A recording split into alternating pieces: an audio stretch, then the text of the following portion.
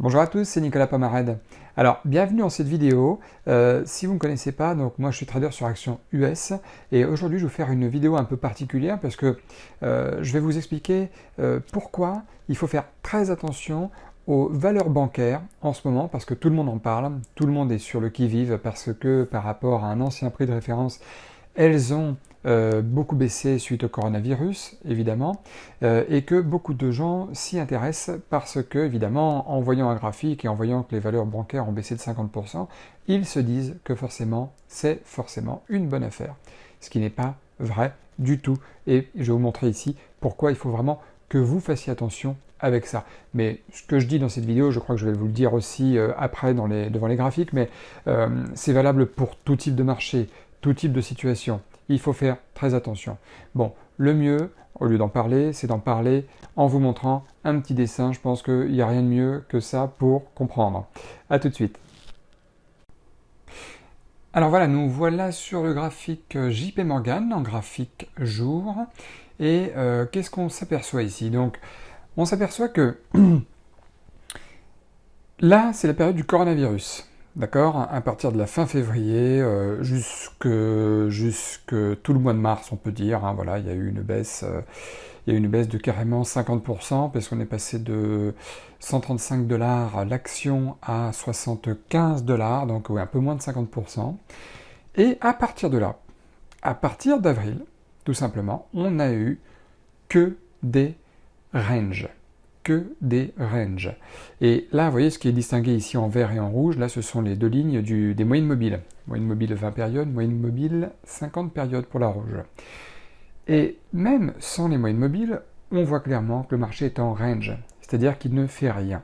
Il ne fait rien. Il oscille entre grosso modo le niveau des 105 $ et le niveau des 90 $, plus ou moins, voilà. Et donc il n'y a rien qui se passe. La période de février jusqu'à mars, on voit qu'il y a une vraie tendance, une tendance baissière. Le marché est très baissier, il fait sans arrêt, quasiment sans arrêt des plus bas, et c'est une vraie tendance. Quand les moyennes mobiles sont orientées à la baisse, c'est une tendance baissière. Quand elles sont en train de zigzaguer, là, hein, voilà, on le voit, ça nous aide à voir, c'est que le marché est complètement sans tendance. Et vous voyez la ligne médiane, là, c'est au niveau du gros chiffre rond des 100 $. Gros chiffre psychologique. Si on recule un petit peu dans le temps, par exemple, si on regarde l'année, voilà, 2000, si je peux la voir en entier, ouais, je peux la voir en entier. Voilà. De janvier 2019 de décembre 2020, bon, on voit que de toute façon, là, c'est des marchés qui sont difficilement en tendance, mais on est quand même dans une vague tendance haussière avec des points bas de plus en plus hauts. Voilà. Et les moyennes mobiles plutôt orientés à la hausse, mais c'est pas violent, hein. On n'est pas sur des marchés, type Nasdaq, des valeurs technologiques. Non. On est très très prudent sur des bancaires. Et effectivement, de octobre jusqu'à fin décembre, là, on a vraiment un bel élan de hausse, puisque on gagne grosso modo 30% entre les 105, 110, 105 et les 135 $. Si on retourne sur cette période de range, on va regarder une autre banque. On va regarder, par exemple, Bank of America. Voyons voir ce que ça donne. Ah, excusez-moi, il y a une fenêtre qui s'est affichée. Bank of America, ça donne quoi? Ça donne exactement la même chose que JP Morgan. C'est-à-dire la même période de baisse, le même range, et il n'y a absolument rien à faire dans ce genre de marché. Il y a eu des tentatives de hausse, voilà. On est venu réintégrer le range. Il y a eu une autre tentative de hausse, on est venu réintégrer le range. Je ne vous montre pas le passé, c'est exactement pareil que l'action précédente. Goldman Sachs, voyons voir ce que ça donne. Goldman Sachs, un peu plus optimiste que les autres, le range est placé un petit peu plus haut, voilà, mais toujours autour du gros chiffre rond des 200 $, qui fait vraiment office de ligne médiane, on va dire, hein, au niveau de l'équilibre du marché pour cette valeur. Bon. On va regarder, pour une fois, on va regarder les valeurs françaises. Alors, voyons voir, si je tape par exemple BNP. BNP Paribas, qu'est-ce qui se passe? C'est exactement la même chose à ce niveau-là, et exactement la même chose pendant toute cette période. de juin jusqu'à octobre, où là, enfin, depuis fin septembre, pardon, pas octobre, mais fin septembre, on casse le range par le bas. On casse le range par le bas, alors que tout le monde pensait qu'il allait y avoir une tentative de hausse au-dessus des 40$, si seulement le marché avait voulu le faire. On distingue également ici, après la forte période de baisse au mois de mars, qu'il y a eu aussi un autre range qui a duré 1, 2, 3 mois, celui de mars à avril, de mars à mai, pardon, 2020, qui est aussi entre les 25$ et les 30$. Là, on a eu un vrai élan, où effectivement on aurait pu se positionner à l'achat, et c'était pas une mauvaise idée. Finalement, le marché en a décidé autrement, il n'a pas été du tout impulsif, et repasse quasiment sous les 30$. On n'y est pas encore, ça va sans doute rebondir lundi matin, là on est le 27 septembre. Lundi prochain, ça va sans doute probablement rebondir sur les 30$ et ne pas les casser tout de suite, ça va peut-être rebondir. Je dis peut-être, parce qu'il n'y a pas de certitude. Mais si on regarde un peu plus loin les graphiques, je ne vais pas tout vous montrer, toutes les valeurs bancaires, comme Société Générale, Crédit Agricole, c'est la même chose. On va les regarder vraiment pour la forme en 2 secondes, mais Société Générale, c'est ici, ouais. Voilà. Pareil, ça casse un plus bas ici, on est dans ce range-là, vous voyez, c'est des configurations qui sont très semblables d'une banque à une autre. Elles ne sont pas identiques, mais elles sont extrêmement semblables. Un gros coronavirus ici, gros range là, on casse par le bas. Crédit Agricole. Même chose. Voilà. Et maintenant, on va regarder graphique encore un peu plus loin, graphique hebdomadaire. Crédit Agricole. Alors, vous voyez, Crédit Agricole, qu'est-ce qu'on voit? On voit que de toute façon, le marché, dans sa danse de fond, là, on revoit le range qu'on a vu. Les gens se sont dit, on va acheter parce qu'ils ont pris comme référence l'ancien prix plus haut en se disant, t'as vu, là, on est à 9$. Si on achète maintenant, on est quand même 50% en dessous du précédent point haut, donc on fait une bonne affaire quand on compare. Sauf que quand on regarde le graphique ici présent hebdomadaire, donc chaque bougie japonaise, vert et rouge, représente une semaine de cotation, eh bien le marché, représenté par les bougies japonaises, le marché est toujours dans une tendance de fond quand même très baissière, puisqu'on est sous les moyennes mobiles. On n'a pas cassé le gros chiffre rond des 10$, on est dans une tendance baissière. Revoyons la Société Générale. Société Générale, il y a plein de gens qui se sont dit ici au niveau du range, j'achète parce que j'achète à 15, j'achète à 16, parce que je prends comme prix de référence l'ancien prix de début d'année où c'était à 31, donc là on est à moitié prix, c'est une bonne affaire. Et puis si on regarde plus loin, ouais, 43$ l'ancien prix, donc là c'est une excellente affaire, je paye l'action un tiers du prix qu'elle vaut normalement, enfin qu'elle vaut, auquel elle était affichée il y a encore 2 ans de ça, donc je fais une bonne affaire. Qu'est-ce qu'on a d'autre? BNP Paribas, même chose. Ah, je croyais faire une bonne affaire, finalement, ah là là, mince, je me vois dans le rouge. Bank of America, pareil, on est sous les moyennes mobiles. JP Morgan, pareil, un peu moins catastrophique tout ça quand même que les actions françaises, mais c'est pareil. Donc, pour revenir à ce sujet, je vais reprendre la Société Générale, allez, parce que c'est la plus connue des banques françaises, c'est celle qui parle le plus à tout le monde. D'habitude, je ne parle pas d'actions françaises ou d'autres marchés que les actions US, mais là, j'en parle un petit peu parce que j'entends beaucoup trop de gens qui sont en train de se dire c'est le moment d'acheter. C'est le moment d'acheter parce que c'est plus bas qu'avant. Voilà, je vais un petit peu réduire le graphique pour qu'on ait une meilleure vue d'ensemble. Alors moi, je vais vous dire aussi aujourd'hui comment il faut penser. Là, le marché est baissier. Le marché est baissier. Le marché est baissier parce que c'était le coronavirus. Beaucoup de professionnels et de gérants de fonds et autres institutionnels ont vendu et sont en train de se débarrasser du titre parce qu'ils ne savent pas pour l'instant s'ils vont racheter, s'ils vont garder, comment va se passer l'avenir d'un point de vue fondamental. Donc pour l'instant, je n'ai qu'un avis à vous donner, c'est attention, suivez-les. Ne vous dites pas j'achète à 10$ parce que avant ça valait 32. Oui, c'est toujours mieux d'acheter à 10 qu'à 32, et encore. Mais moi, j'attendrai une vraie confirmation, j'attendrai que le marché remonte, fasse une ou deux arnaques, et j'attendrai que les moyennes mobiles soient à nouveau orientées à la hausse pour envisager d'acheter. Et je préfère vous conseiller de faire très attention, mais en tout cas, je ne peux pas me prononcer, hein, mais je vous conseille de faire attention avant d'acheter, et je vous conseille de ne pas acheter sous prétexte qu'on est dans un plus bas, là, dans l'espoir que vous achetiez au bon moment, et qu'après, le marché, potentiellement ou pas, puisse remonter. Parce qu'on a en tête, en mémoire, en visuel, cet ancien prix de référence. Voilà. Et je vous mets en garde sur une chose, ça ne sert à rien d'acheter forcément là où on pense que c'est le plus bas, il vaut mieux acheter là où on a une belle confirmation de tendance. Et parfois, la confirmation de tendance peut se faire à un point plus haut. Les professionnels ne veulent pas forcément se dire « j'espère acheter ici » dans le but de revendre ici. « Ah, je suis un génie ». Non.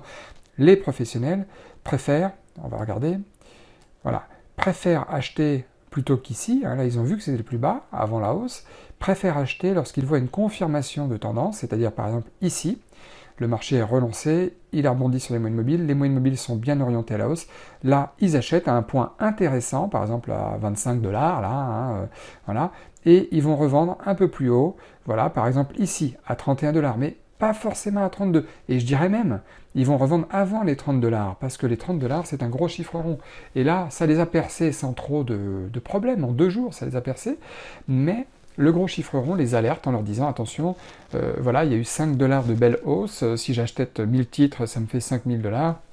Bon, en 2 mois, 3 mois, voilà, c'est intéressant, ou plus, hein, ils peuvent acheter plus de titres, vous aussi d'ailleurs, vous pouvez acheter plus de titres, et de prendre des bénéfices, ou en tout cas une grosse partie de leurs bénéfices avant le chiffre rond. Et je dirais même que certains professionnels ne vendent même pas maintenant, certains investisseurs long terme aussi, on n'est pas obligé de vendre autour d'un chiffre rond, là c'est vrai que je raisonne un peu comme un trader, mais les investisseurs long terme ont en tête qu'ils vendront leurs titres que quand la tendance changera. Donc, ils peuvent se dire, tiens, ça rebondit ici, mais c'est pas grave.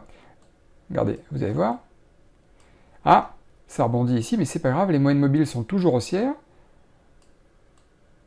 Ah, le marché remonte, on va garder nos titres.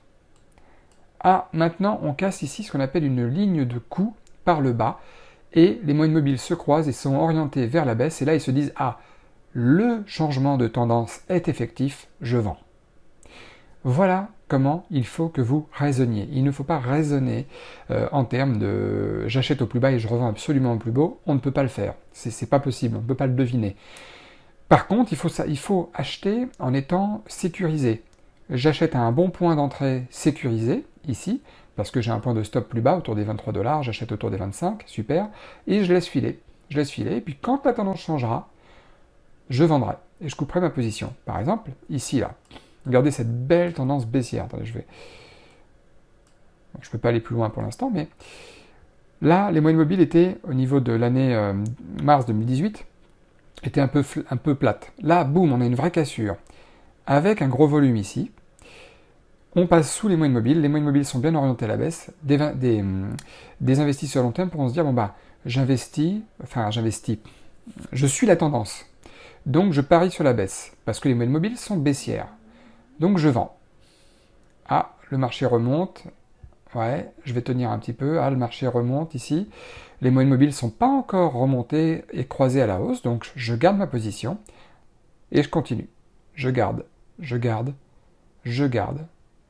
Avril 2019, je garde. Ah, là, les moyennes mobiles se sont croisées ici en avril 2019 et la verte est passée sur la rouge. Donc, à ce niveau-là, on pourrait se dire que la remontée était effective, on casse une ligne de coup par le haut, je vends.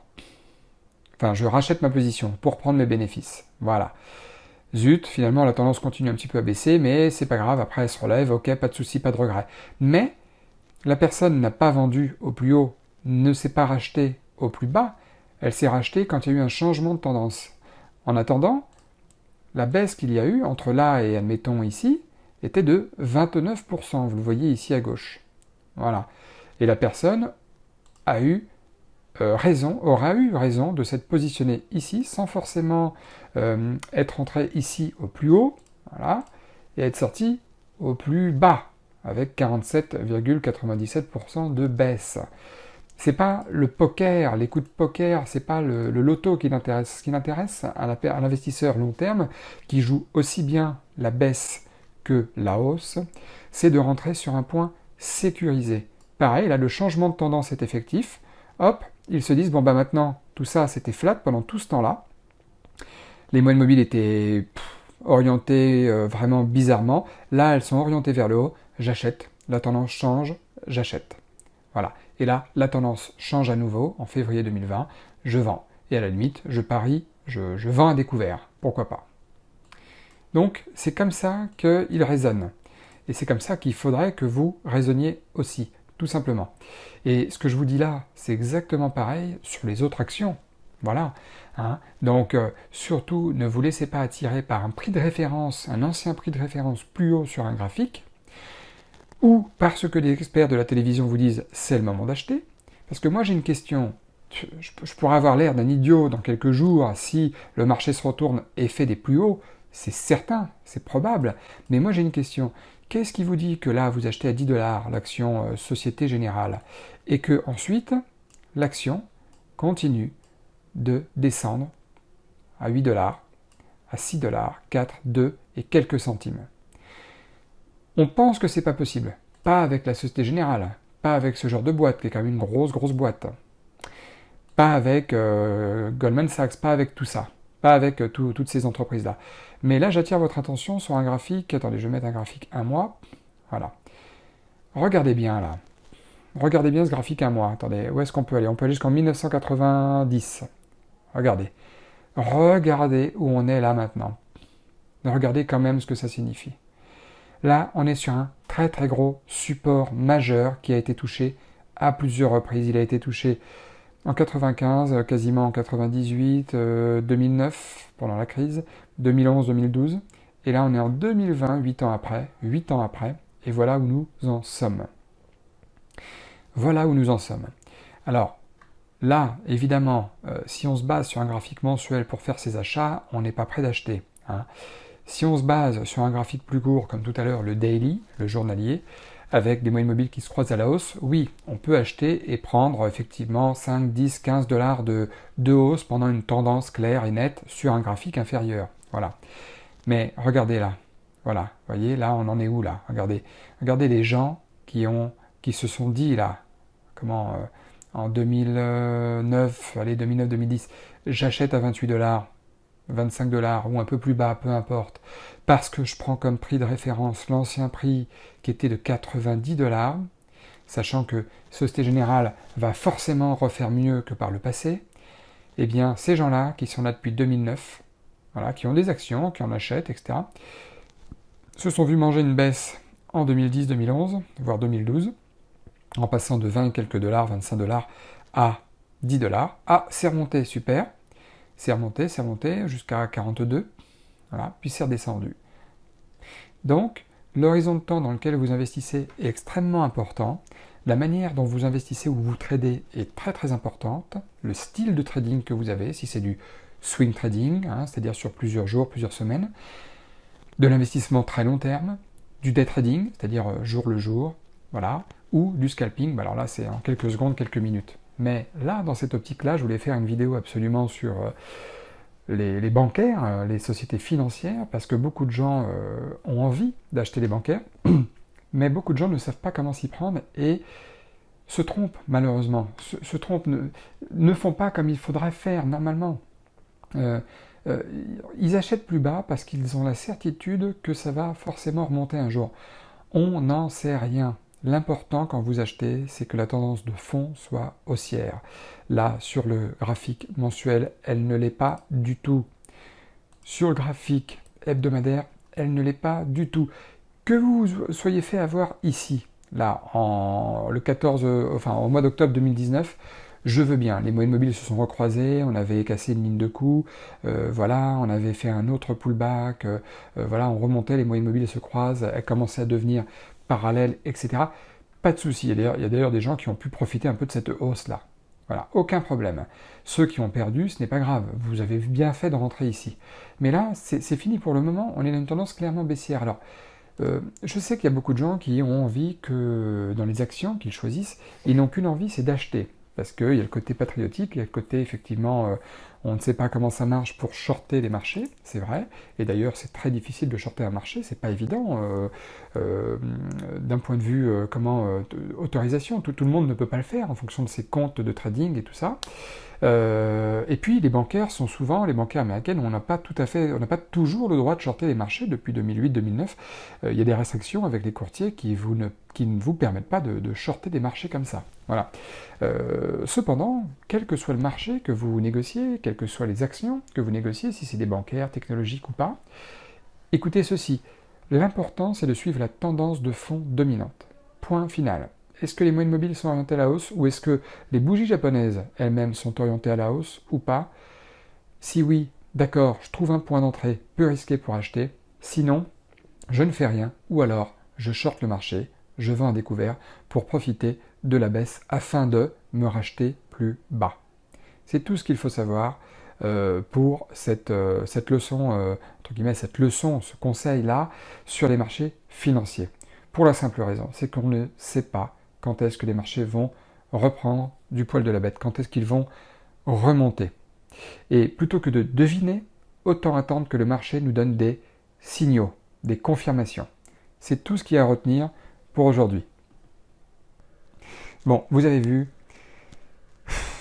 c'est toujours la même chose à chaque crise. Coronavirus, 2008-2009, 2001, 87, je sais pas, j'avais à peine 2 ans. Toutes les crises, la psychologie des foules est exactement la même. La psychologie humaine est exactement la même. Les réflexes humains, les émotions, tout ça sont exactement les mêmes entre chacun des êtres humains. Et c'est pour ça que si vous vous intéressez au trading, à l'investissement en général, il ne faut pas raisonner comme ça. Il ne faut pas raisonner sur uniquement votre sentiment, vos émotions. Il faut raisonner en termes de risque, en termes de confirmation, en termes de signaux de marché. Et c'est ça vraiment la clé, le plus important, à travers les méthodes, le plan de trading ou le plan d'investissement, si vous êtes un investisseur à long terme, etc. Il faut raisonner en termes de sécurité, voilà, de technique. La psychologie est très importante pour comprendre celle des autres. C'est ça qu'il faut que vous reteniez dans cette vidéo et c'est ça le plus important. Et c'est, je l'espère, grâce à ça, que vous aussi, vous allez pouvoir parler de ça autour de vous et surtout, méfiez-vous évidemment des valeurs qui ont l'air très intéressantes mais qui en fait sont des vraies valeurs en tendance clairement baissière. Moi, je ne suis pas un devin, je ne suis pas là pour vous conseiller. Si vous avez envie d'acheter, allez-y. C'est votre style d'investissement. Moi, chacun a son style d'investissement propre à lui, il n'y a aucun souci. Moi, je donne juste des avis, des retours d'expérience suite à des questions que les gens se posent, etc. Et du coup, c'est vraiment très important que vous fassiez votre propre opinion. Et là où j'ai envie de vous dire,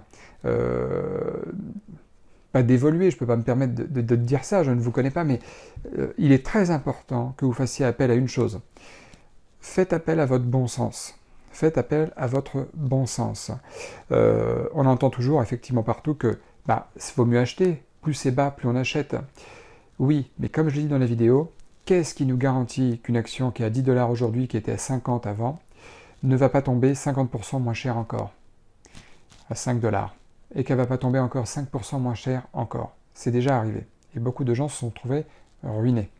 À cause de ça, à cause d'une idée, à cause d'un seul pari, à cause d'avoir mis all-in sur la table pour une seule transaction, ou 2 ou 3, mais bon, c'est pareil. Donc faites très attention, l'important c'est pas d'acheter au plus bas et de vendre au plus haut, l'important c'est d'acheter au niveau le plus sécurisant avec les meilleurs signaux d'achat ou de vente possibles.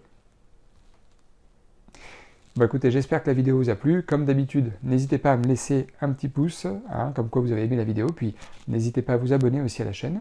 Et bien sûr, si vous avez des questions, n'hésitez surtout pas à m'en parler. Je réponds en général dans les 24 heures. Il n'y a aucun souci là-dessus. Et moi, je vous dis à très bientôt. Allez, bon week-end à tous.